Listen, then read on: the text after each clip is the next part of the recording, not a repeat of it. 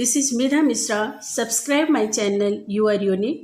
हम सम application of trigonometry पढ़ रहे थे, जहाँ पर हम लोगों ने क्वेश्चन नंबर 6 तक सॉल्व कर लिया. अब आगे हम क्वेश्चन 7 की ओर बढ़ेंगे.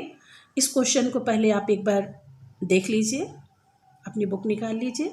From a point on the ground the angle of elevation of a bottom and the top of transmission tower fixed at top of 20 meter high building are 45 degree and 60 degree respectively. Find the height of the tower.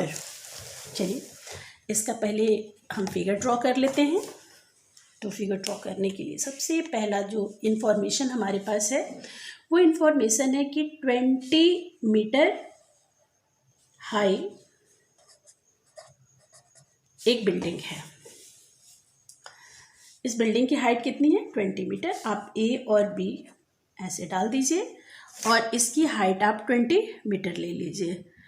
अब आगे इसके ऊपर एक transmission tower है, इसको she डाल दीजिए और इसको ग्राउंड के लेवल में मिला लीजिए. Bottom and top of the transmission tower, ये टॉप हो गया 60 डिग्री और ये बॉटम 45 डिग्री. ये पॉइंट ले लीजिए और पॉइंट ऑन द ग्राउंड ओ या पी जो भी लेना है. आपको वैल्यू किसकी फाइंड आउट करनी है? Find the height of the transmission tower H. सबसे पहले इन ट्रायंगल ए बी और पी ले लीजिए. ये 20 मीटर दिया हुआ है, पी बी की वैल्यू हम फाइंड आउट कर लेंगे. तो tan 45 degree perpendicular upon base, इसकी वैल्यू 1, पी बी अपॉन ये हुआ 20 अपॉन पी बी, मल्टीप्लाई किया, पी बी की वैल्यू 20 मीटर आ गया. ये कितना हुआ? 20 मीटर.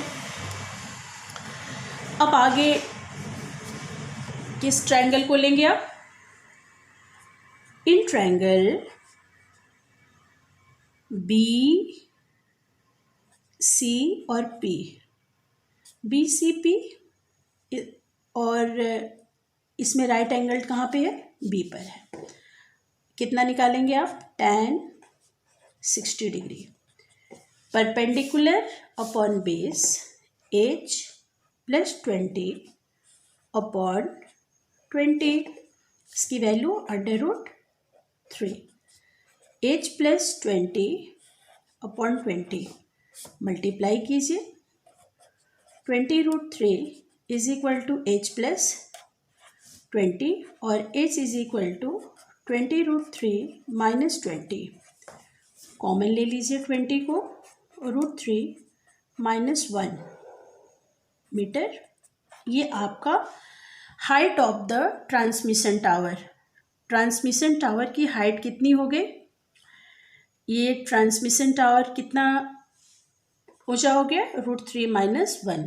तो इस तरह से आपका क्वेश्चन हुआ, क्वेश्चन नंबर 7. आगे क्वेश्चन देखिए. क्वेश्चन नंबर 7 हो गया. क्वेश्चन नंबर 8 की ओर बढ़िए. 8 क्वेश्चन देखिए. A statue 1.6 meter tall stands on the top of a pedestal from a point on the ground. The angle of elevation of the top of a statue is 60 degree and from the same point the angle of elevation of the top of the pedestal 45 degree.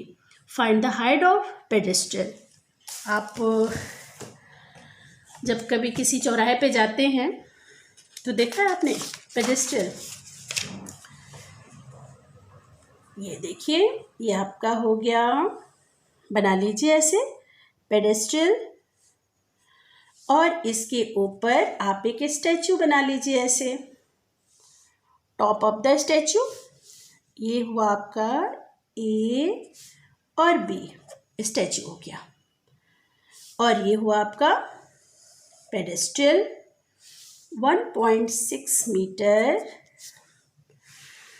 Height का क्या बना लिया आपने, ये statue है, statue, और ये है आपका पेडेस्टल।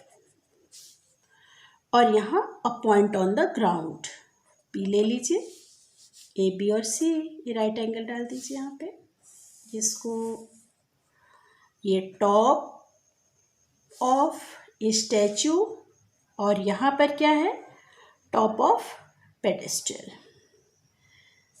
ये आपका यहाँ पर ये 45 डिग्री और ये 60 डिग्री। चलिए आपको फाइंड आउट क्या करना है, पेडेस्टल की इसकी हाइट पता करनी है ना।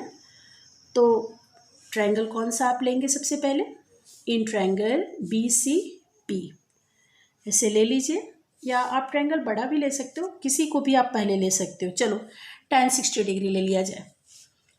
tan 60 डिग्री के लिए ट्रायंगल कौन सा हुआ, AP और C। इन ट्रायंगल AC और P, राइट एंगल कोशिश करिए आप बीच में ही लिखा जाता है, इन ट्रायंगल ACP। उसके बाद tan 60 ले लिया आपने, तो ये हो गया परपेंडिकुलर और ये हुआ इसका बेस। परपेंडिकुलर पे आप क्या क्या लिखोगे, 1.6 और प्लस इसको आपने H ले लिया, और PC कितना है, PC ही रहने दीजिए, और इसकी वैल्यू हो गई √3। ठीक है, PC की वैल्यू कितनी हो जाएगी, 1.6 प्लस H अपॉन √3। इसको इक्वेशन 1 बना के छोड़ दीजिए। अब चलिए छोटे वाले ट्रायंगल में आ जाइए। In triangle BCP tan 45 degree, H upon